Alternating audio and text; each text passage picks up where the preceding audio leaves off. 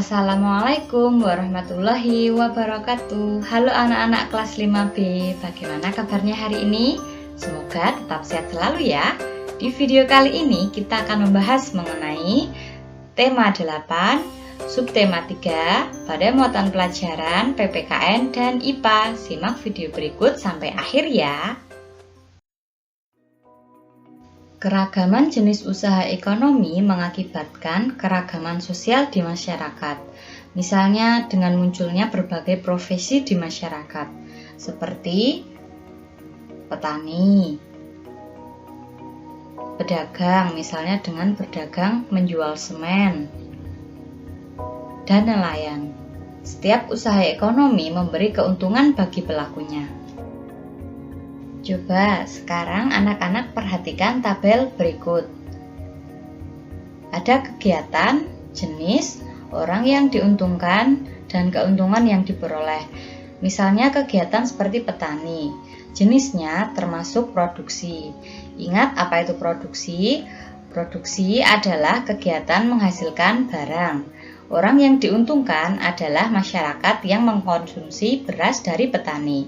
Keuntungan yang diperoleh, masyarakat dapat mengkonsumsi beras setelah diolah menjadi nasi. Kegiatan yang kedua, misalnya menjual semen. Jenisnya adalah distribusi.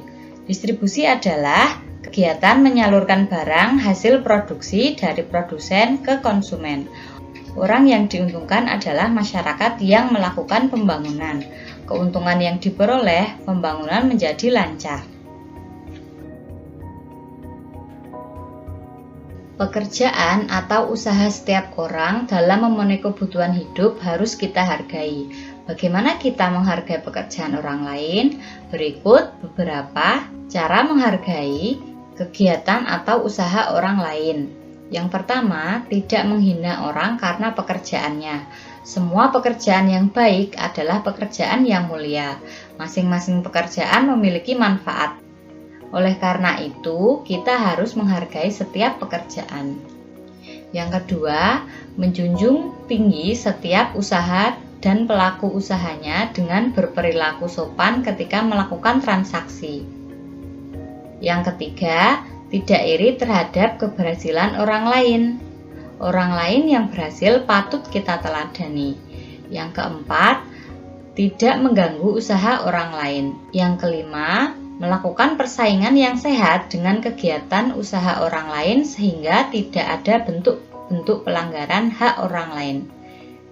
Yang keenam, tidak segan bekerja sama dengan usaha orang lain baik sebagai konsumen atau sebagai rekan kerja.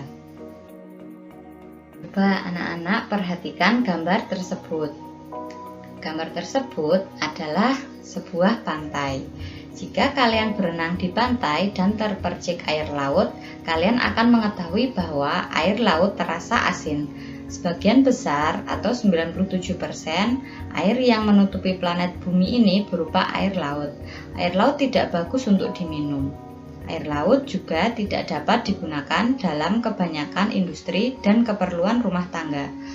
Untunglah 3% air di dunia berupa air segar, yaitu air yang tidak asin dan dapat digunakan untuk minum, memasak, mencuci, dan kegiatan yang lain.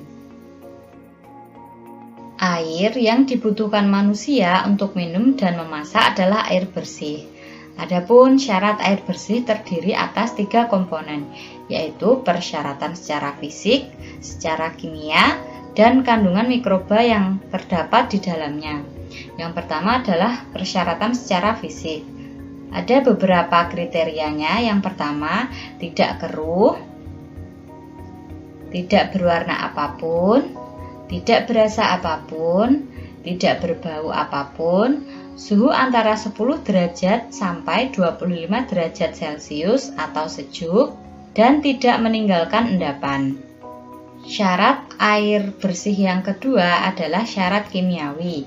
Tidak mengandung bahan kimiawi yang mengandung racun, tidak mengandung zat-zat kimiawi yang berlebihan, cukup yodium, dan pH atau derajat keasaman air antara 6,5 sampai 9,2. Syarat yang ketiga adalah syarat mikrobiologi. yaitu tidak mengandung kuman-kuman penyakit seperti disentri, tifus, dan kolera. Di zaman sekarang, air menjadi masalah yang memerlukan perhatian serius. Untuk mendapatkan air yang baik sesuai dengan standar tertentu, mulai sulit untuk didapatkan. Hal ini dikarenakan air sudah banyak tercemar oleh bermacam-macam limbah dari berbagai hasil kegiatan manusia, sehingga menyebabkan kualitas air menurun.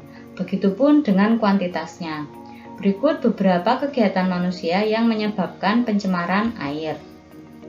Contohnya, menebang pohon di hutan secara liar, membangun permukiman di daerah resapan air, menangkap ikan dengan bahan peledak dan racun, membuang sampah rumah tangga ke sungai, membuang limbah pabrik yang tidak disaring ke laut, membuang limbah deterjen ke sungai.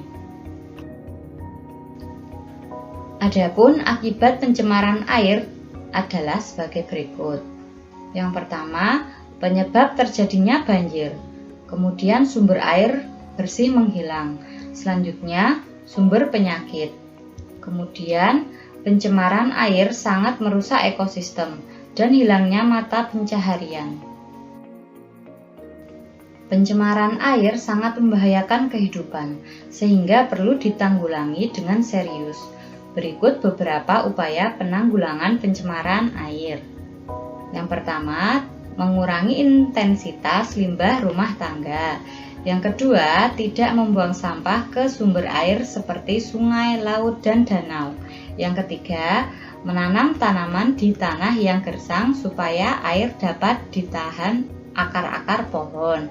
Yang keempat, meningkatkan kesadaran akan pentingnya air guna menjaga kualitas air bagi kehidupan dengan tidak mencemari lingkungan.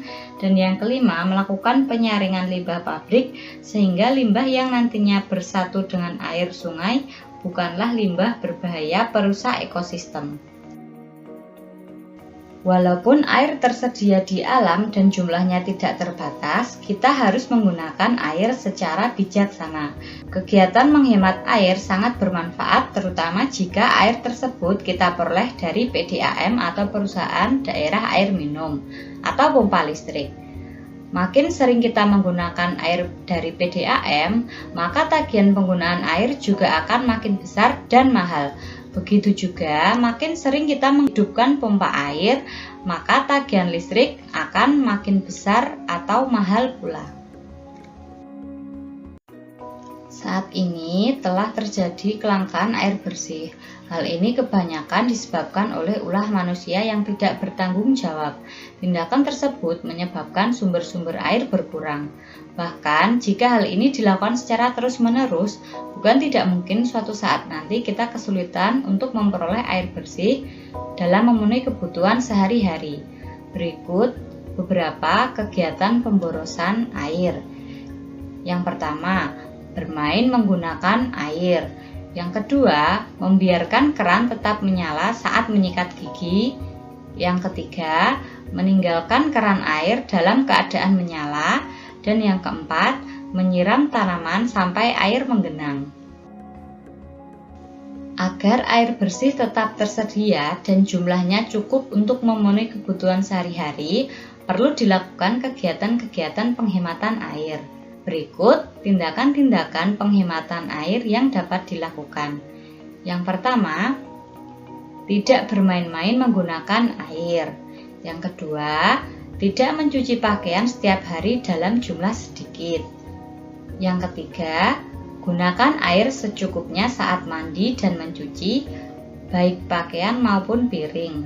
Yang keempat, menutup atau mematikan keran air setelah selesai digunakan, supaya air tidak terbuang secara percuma. Yang kelima, tidak mencuci kendaraan setiap hari. Cucilah kendaraan saat benar-benar kotor.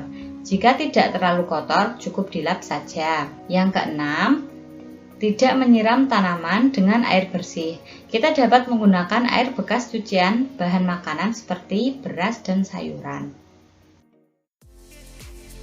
Terima kasih karena anak-anak telah menyimak video ini sampai selesai. Sampai jumpa di video selanjutnya. Wassalamualaikum warahmatullahi wabarakatuh.